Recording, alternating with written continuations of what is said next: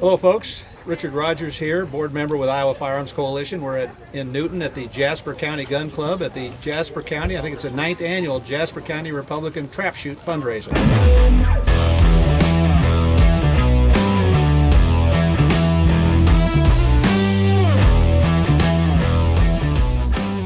Several presidential candidates here, but right now I'm with Congresswoman Rep Miller-Meeks of the 1st District, and she's always a good interview for our viewers.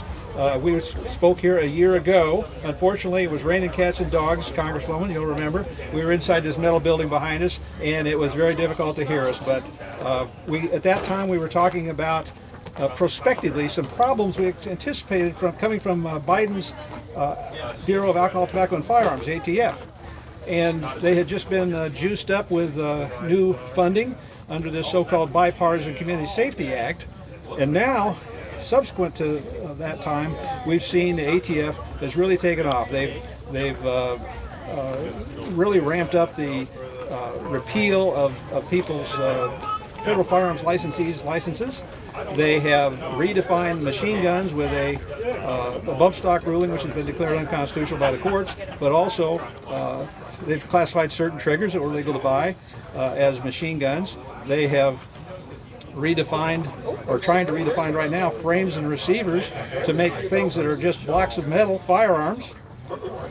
Then they have tried to redefine who is engaged in the business of selling firearms, which will encompass they hope will encompass casual sales, or at least discourage people from engaging in casual sales for fear that they will be charged with a felony. So this is all going on right now. We're fighting some of this in the courts, but it's really quite discouraging. Do you have anything to say about what's happening with the ATF and regarding the Second Amendment? So, Richard, first, it's great to be here with you in Newton at the Jasper County Trap Shoot. Much better weather today. I think last year was cold and rainy. The year before we had snow. Today we have beautiful weather. And it's always great to be able to come out and exercise your Second Amendment rights. And as you can hear behind me, they're already starting. So I think, the ATF is on overdrive. Their staff has had too much Red Bull and they need to cut back.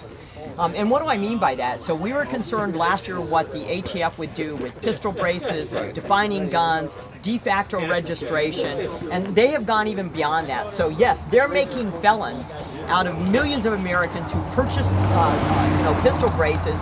A lot of these veterans purchased pistol braces a decade ago, and now all of this is retroactive, which is why the Supreme Court ruled it unconstitutional. They're going to keep pushing. The other thing that they're doing, along with the SEC and Consumer Financial Protection Bureau, is pressuring banks not to lend money to gun manufacturers. We have one very close to us here in Iowa, Brownells.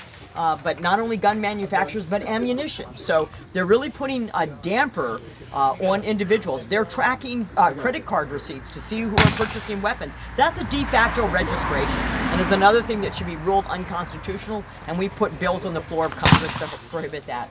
So, and then, lastly, look at what the governor of New Mexico has done. When we're elected to office, we're veterans. You and I are veterans. We swore an oath to protect the Constitution against enemies, foreign and domestic. We're seeing domestic enemies right here against our constitutional rights, with the governor of New Mexico being a lawyer, knowing it's unconstitutional to prohibit the sale of guns. So whether it's prohibiting the sale of guns between a grandfather and a grandson, or giving that, all of our rights are impinged upon right now. We need to be vigilant, and you know what? We need to re-elect great Republicans who support the Second Amendment and get the White House in 2024. That's true, and we need to be sure that we don't allow the nature of our Supreme Court to be changed. That's why it's going to be important in the next couple of elections to just be sure that we do not allow the Supreme Court to have its nature changed, because that's what's protecting us right now.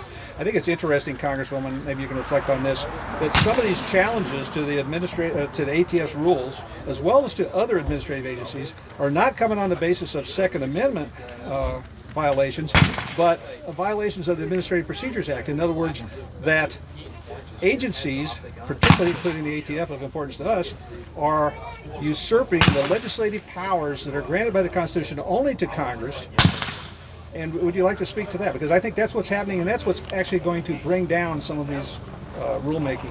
That's correct. We've seen that with the EPA and Supreme Court rulings with the EPA, whether it was on the EPA versus West Virginia, whether it was Sackett versus the EPA, which is the WOTUS ruling, Waters of the U.S.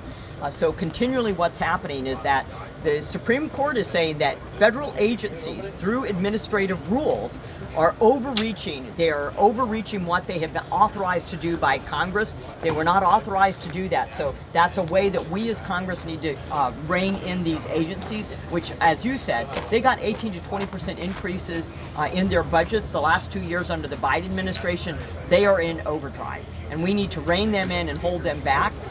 Packing the Supreme Court. If the Democrats are able to take the House and the Senate and the White House in 2024, they will pack the Supreme Court. That's what they said they're going to do. They will do it, and that means our Second Amendment rights are in peril, because you've already seen what the governor of New Mexico is doing, even knowing that it's unconstitutional. They will grant statehood to Puerto Rico, and to Washington, D.C., so we will have 2 new Democrat states with 4 new Democrat senators.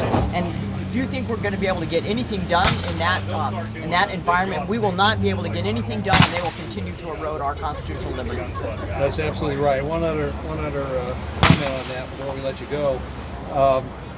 It is so critical that we keep the Supreme Court, because only last year have they really solidified in the Supreme Court rulings the original understanding of the Second Amendment, which is these rights shall not be infringed. And they are individual rights. They are not a militia. They're not the National Guard or the Reserves. They are individual rights. So the court has recognized what we all in the Second Amendment community always believed, and of course our access to effective arms is what prevents us from what's the ultimate guarantor of our other rights. As long as we have that access, we will probably not have to ever use those arms.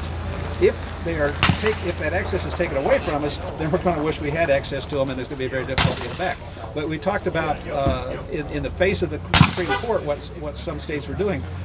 New York, 8 days after the Bruin decision by the Supreme Court last year, passed a new law that basically made it impossible to carry a law. You could have a permit to carry, but you can't carry your gun anywhere except, as the governor said, maybe on some streets. New Jersey followed along. California just passed a similar law. I believe Maryland or Delaware tried to do something similar. So certain states are doubling down on restricting. I think it's all going to come a cropper at the Supreme Court as long as we maintain it, but I am very concerned that some states are beginning, as the governor of New Mexico, taking a different tack with executive orders, are just ignoring these rulings and hoping they can stall out long enough to change the nature of the court. Yeah, they keep finding unique ways to go against the Constitution, very clever, and we have all got to be on our game, and we've got to work hard and really be vigilant and be judicious in what we're looking at, how we're spending our time. There's a lot of chaos created. There's a lot of things going on, but we can't take our eye off the ball. Richard, it's just great to be able to meet with you again today. Thanks for coming. You've heard it here from the Congresswoman's mouth. She's really an amazing little fireball on these issues, and we always enjoy having a chance to chat with you. Thank you so much.